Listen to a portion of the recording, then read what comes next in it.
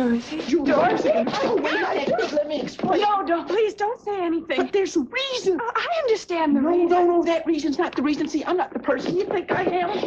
Wait a minute now. Nobody is. Easy. Dorothy, it's me. No, it's me. No, it's me. No, it's me. No, it's me. I'm just not well-adjusted enough. I mean, I'm sure I've got the same impulses. I mean, obviously I did have the same Don't impulse. just jump to conclusions about that impulse. That impulse is a good impulse, Julie. If you can just see me out of these clothes, No.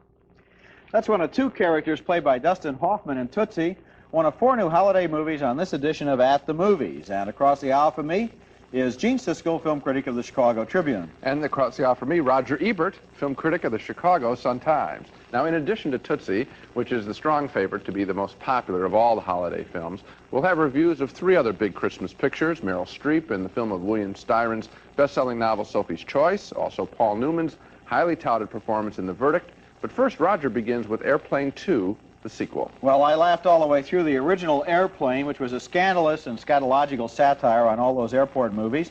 But I only laughed about halfway through the sequel, which has a great title, Airplane 2, the sequel. But Part 2 was not made by the same people who made the original Airplane. It stars a lot of the same actors, including Robert Hayes, Lloyd Bridges, Julie Haggerty, and Peter Graves as the perverted pilot.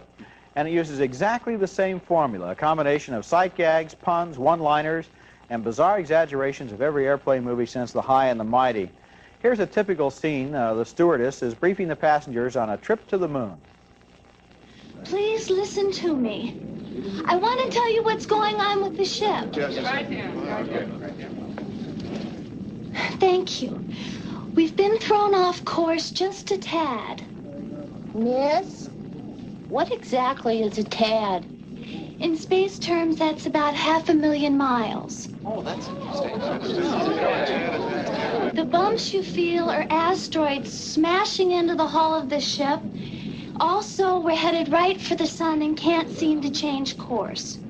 Miss, are you telling us absolutely everything? Not exactly. We're also out of coffee.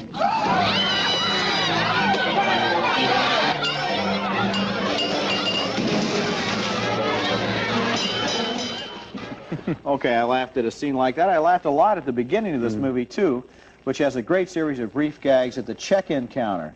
And the premise of the movie is promising. Airplane 2, the sequel, is about a passenger space shuttle to the moon with the usual assortment of crackpots, hijackers, and Looney Tunes on board. When the onboard computer malfunctions, the shuttle starts to fall into the sun, and the movie starts to turn into a predictable retread of the original, even recycling some of the same jokes. So, sorry. Yeah, you know, I think that it's even funnier in the beginning than you may have let on. I was laughing out loud a lot in the beginning. They may have pulled off in the first 10 minutes 15 really funny jokes, and then it just gradually disappears. So at the end, when they have William Shatner in at the end of the picture, there's a single funny joke. I would almost say this.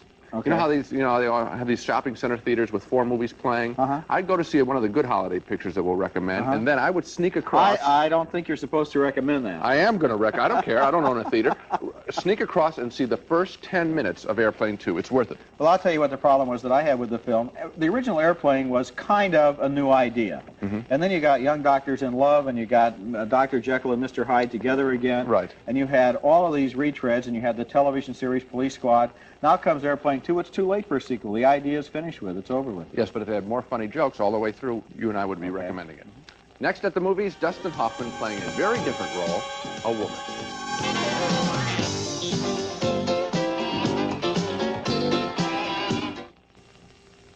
Our next film, I think, is one of the year's best entertainments. It's Dustin Hoffman in the comedy Tootsie, playing an out-of-work actor so desperate he'll do anything for a job. That's the mood he's in when he visits his New York agent, played by Sidney Pollack, who also directed Tootsie, and Hoffman tells Pollack he needs money to help finance a friend's play in which he'll, of course, star.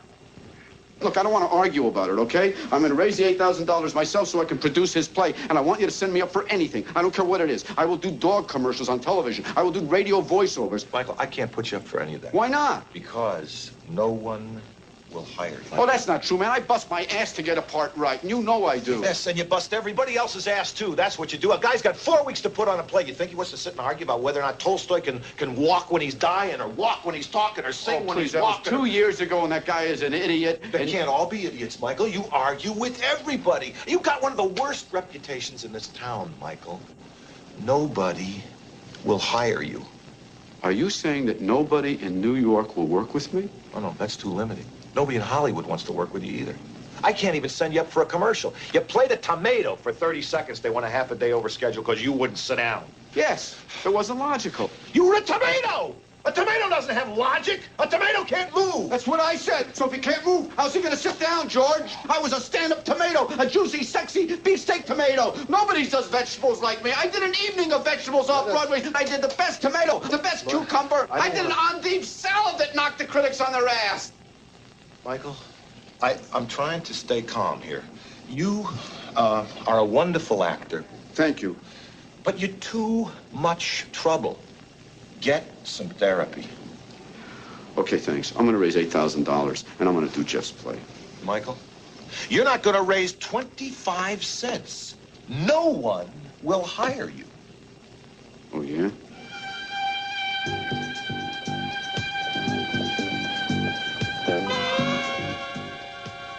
Now, who's that in the back there in the dressing glasses? That's Dustin Hoffman, who in desperation for work auditions for a woman's role on a TV soap opera. And what's more, he gets it.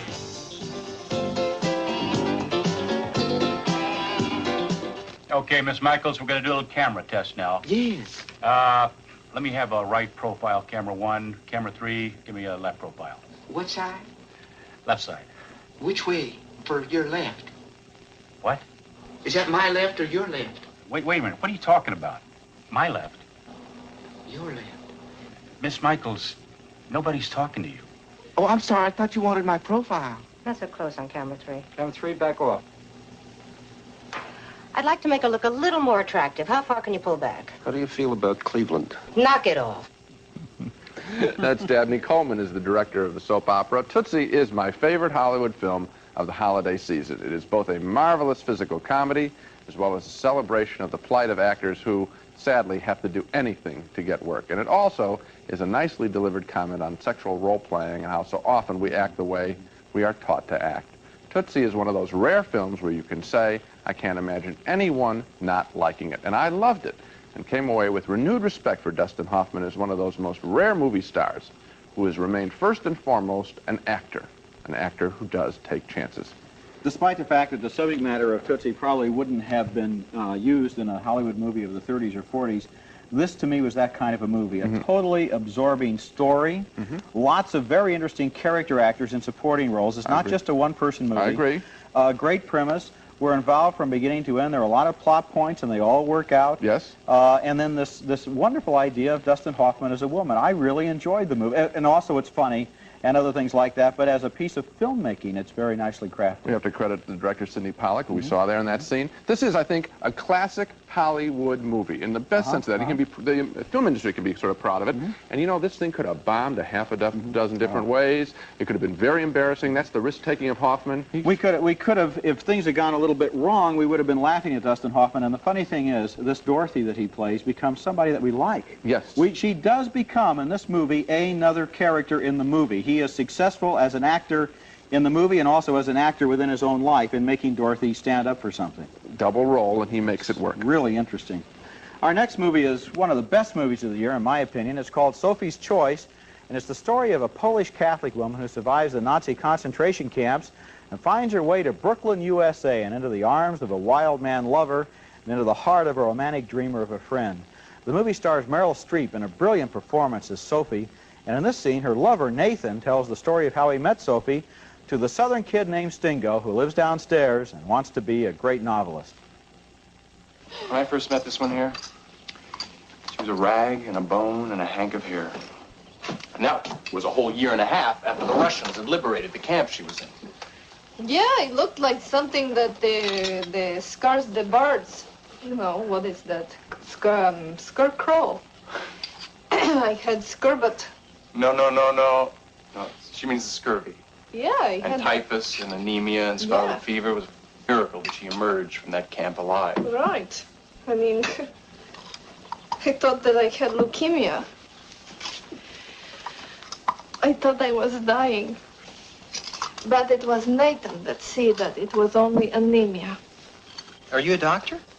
No. That's my brother's domain. But I'm a biologist. Yeah.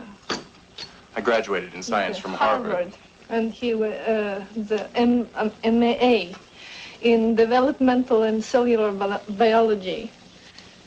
Yeah, I do research He now. works at Pfizer. Pfizer, it's a big pharmaceutical house here in Brooklyn.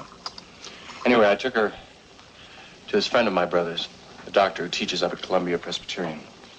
Yeah. He confirmed my diagnosis, and we put the little sweetie here on massive doses of ferrous sulfate, and she began to bloom like a rose. A rose. A rose. That's a sweet accent that Meryl Streep has as Sophie. And that was Kevin Kline as the lover and Peter MacNicol as the kid who wants to be a novelist. Sophie has so many painful memories out of her past of World War II that she almost abandons her free will to the compulsions and whims of that lover who tries to draw her into his world of wild romantic fantasies and madness. And here's a scene where the kid comes home to find Sophie and Nathan playing games. Lordy, Mr. Stingo. We're afraid something terrible might have befallen you on your way back to the Pink Plantation. Miss Sophie was all for having me institute a search.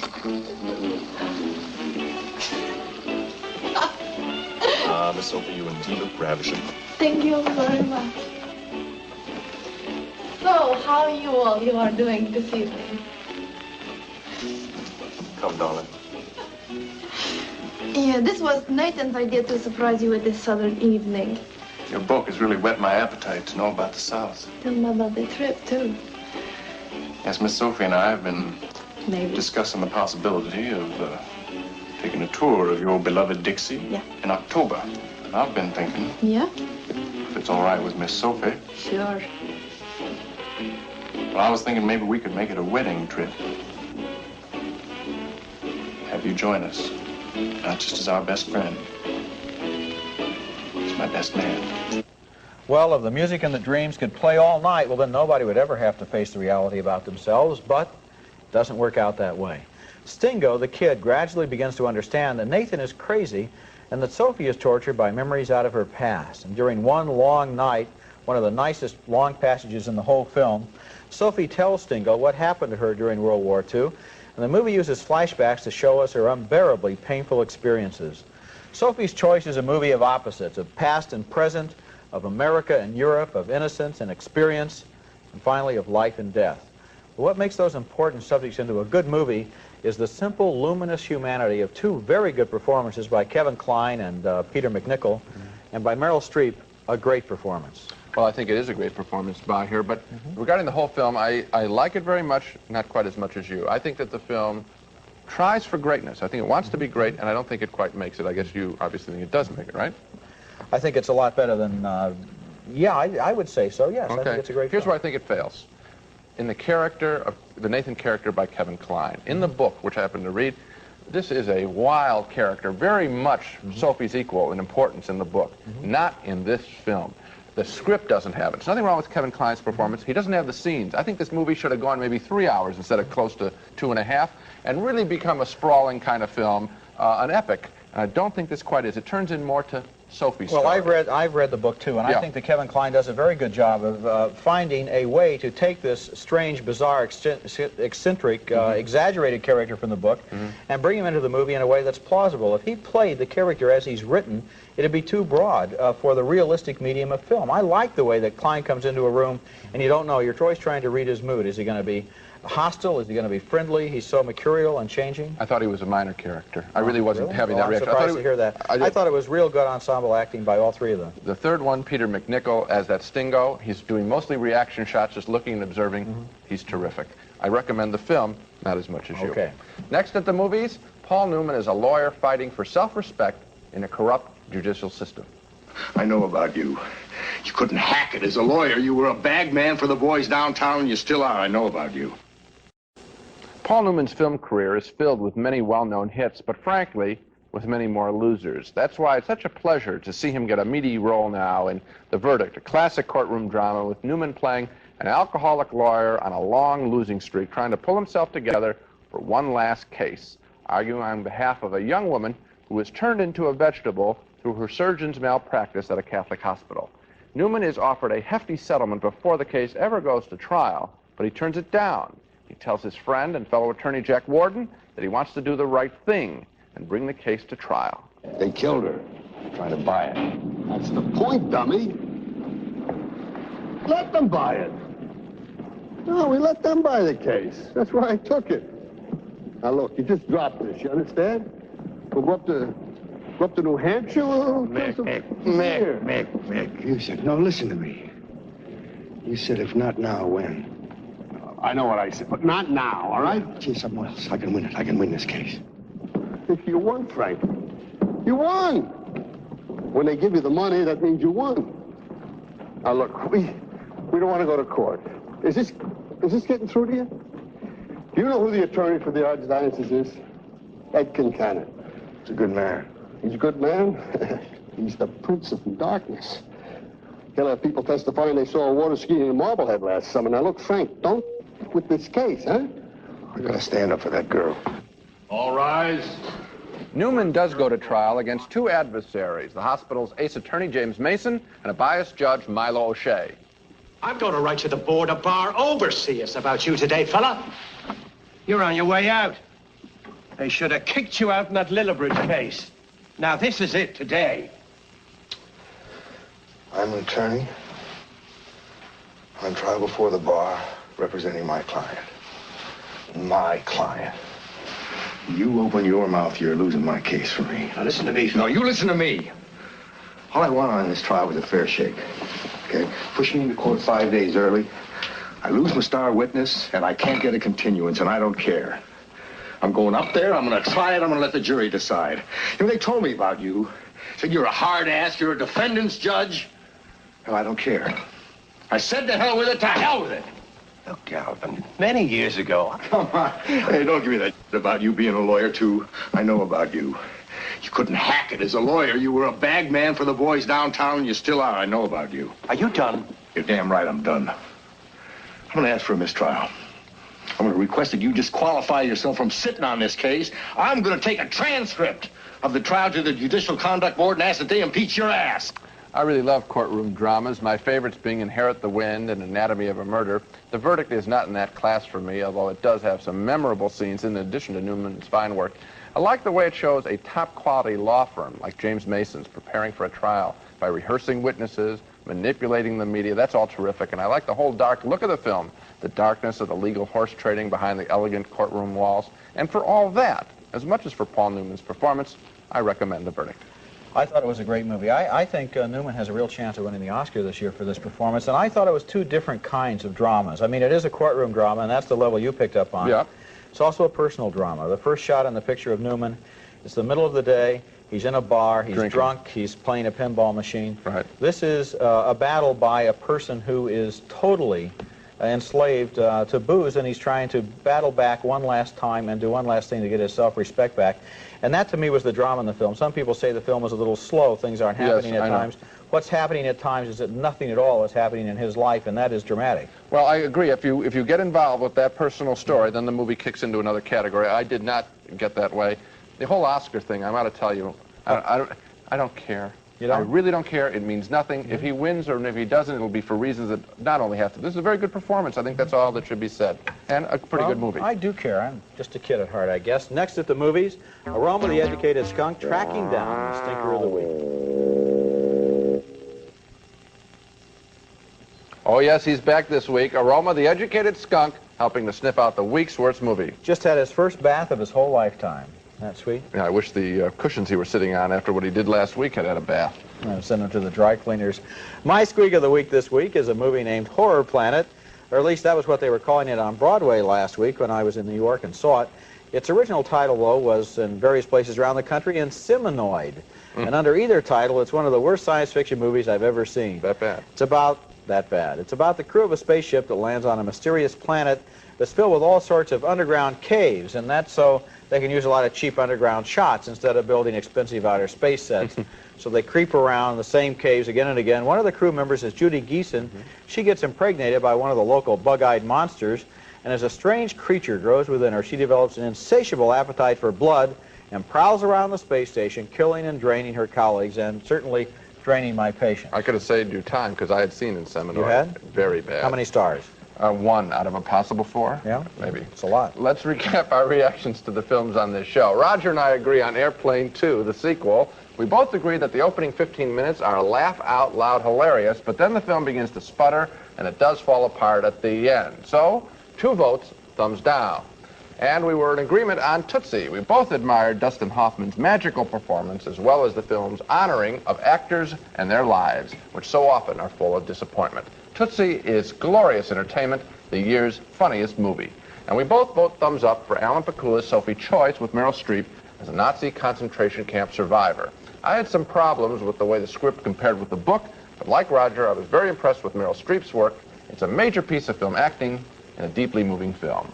And finally, 2 more upturned thumbs for The Verdict, a courtroom drama with Paul Newman. Roger liked this film more than I did. Greatly admiring Paul Newman's performance, I was more impressed by the legal haggling in the film. But 2 strong recommendations nonetheless for The Verdict. So that's it for this week. Next week at the movies, we're looking at more new Christmas releases, including Best Friends, a romantic comedy starring Burt Reynolds and Goldie Hawn. And until then, we'll see you at the movies. Promotional considerations paid for by Ward Johnston, Johnson Wax, and Super Pop Popcorn. Hooray for Raisinets. Now you can enjoy one of the all-time favorite movie candies at home. Goobers and Snow Caps, too. Hooray for Raisinets. Glade Aerosol, the air freshener that instantly makes your home fresh. 1 spray and you'll know the difference Glade made. Super Pop Popcorn, a tender, delicious, nutritious snack at an economical price. Super Pop Popcorn, it's the one snack you can't eat alone. Super Pop.